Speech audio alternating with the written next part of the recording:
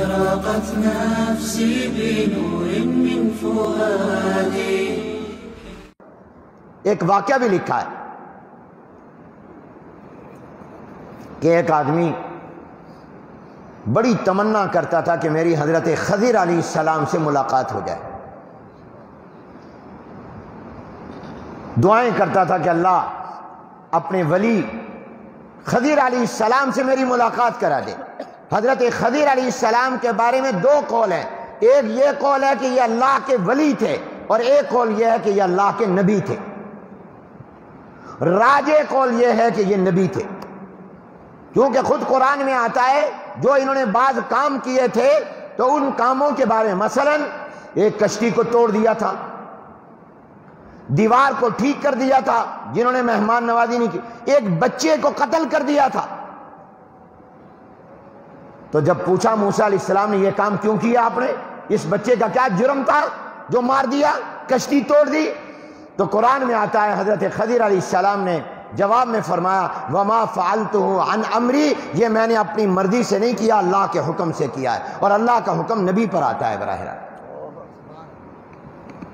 تو بعض کہتے ہیں یہ ولی تھے اور بعض کہتے ہیں یہ نبی تھے، اور بعض کا یہ قول بھی ہے کہ یہ اب تک زندہ ہیں اور اللہ کے ولیوں کو ان کی زیارت بھی ہوتی ہے. زمین پر نہیں ہے، پانی میں، لمبی عمر ہے. تو حضرت خضر علیہ السلام کی ملاقات کی تمنا ایک آدمی کرتا تھا، دعائیں کرتا تھا. ملاقات ہو گئی. حضرت خضر علیہ السلام نے فرمایا ہاں بھائی تو میری ملاقات کی تمنائیں کرتا تھا، بتا کیا چاہتا ہے؟ تو اس نے کہا میں یہ چاہتا ہوں کہ یہ سامنے جو بہت بڑی دکان نظر آ رہی ہے اس پر جو اس کا مالک اور سیٹ بیٹھا ہے، اس مالک کے طرح اللہ مجھے بھی کر دے، آپ دعا کر دیں آپ کی دعا قبول ہو جائے گی، مجھے بھی اللہ اس طرح مالدار بنا. میں اس کو روز دیکھتا ہوں، بہت بڑی دکان ہے اس کی، بڑے نوکر چاکر ہیں اور یہ غلے پر بیٹھا ہوتا ہے، روزانہ لاکھوں روپے اس کی آمدنی اور کمائی ہے، گاڑیاں ہیں، بڑا مالدار ہے اور آگے پیچھے نوکر ہے اور بڑی کمائی ہے، مجھے اللہ اس کی طرح کر دے.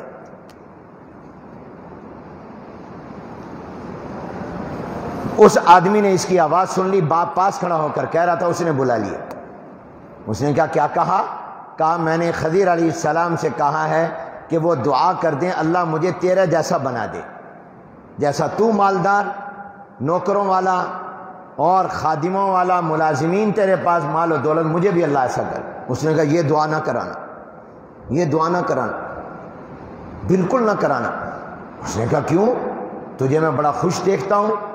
کہا تجھے پتہ نہیں ہے یہ میرے لبوں پر تو مسکراہٹ ہے، میرے اندر کیا غم ہے،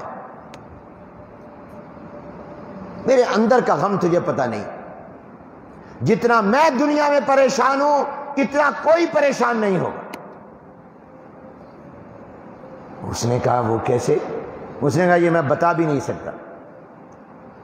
اب وہ پیچھے پڑ گیا، جو تو کہہ رہا ہے غلط، میں تو تجھے بڑا خوش دیکھتا ہوں، مالدار آدمی ہے تو، گاڑیاں نوکر تیرے پاس ہیں، روزانہ تیری لاکھوں روپے کی آمدنی اور کمائی ہے. اس نے کہا میں نے اپنا یہ راز کسی کو بتانا نہیں تھا، میری بے عزتی تھی، تو اصرار کر رہا ہے تو آ گیا، میں تجھے علیحدہ بتاتا ہوں.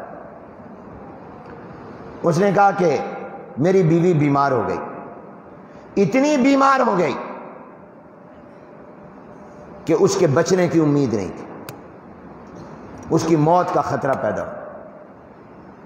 میں اپنی بیوی کے پاس بیٹھا، بیمار پرسی بھی کر رہا تھا اور میں اظہار ہمدردی بھی کر رہا تھا. زندگی کی ساتھی ہے، تو دنیا سے چلی گئی تو میرا وقت کیسے گزرے؟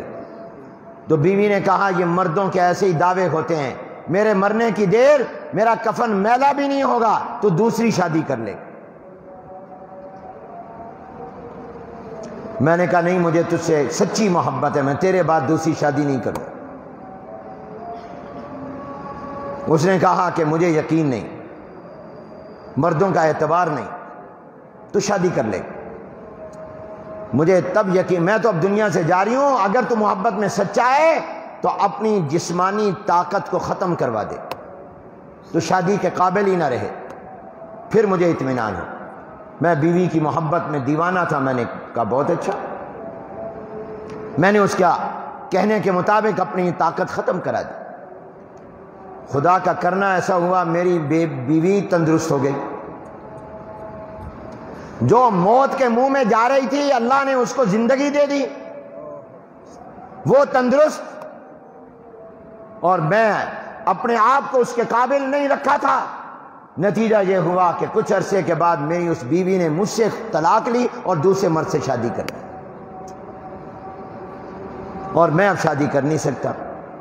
تو میرے چہرے پر تجھے مسکراہٹ اور یہ مال و دولت اور یہ نوکر نظر آ رہے ہیں، مگر تجھے میرے اندر کا غم نظر نہیں آ رہا کہ میں صبح روزانہ مرتا ہوں اور روزانہ جیتا ہوں. اس پر کہا گیا درین دنیا کسے بے غم نہ باشد، اگر باشد بنی آدم نہ باشد. اس دنیا میں کوئی ایسا نہیں جس کو کوئی غم نہ ہو، اگر کوئی ایسا ہے تو پھر وہ آدم کی اولاد نہیں ہے. اشرقت نفسی بنور من فؤادی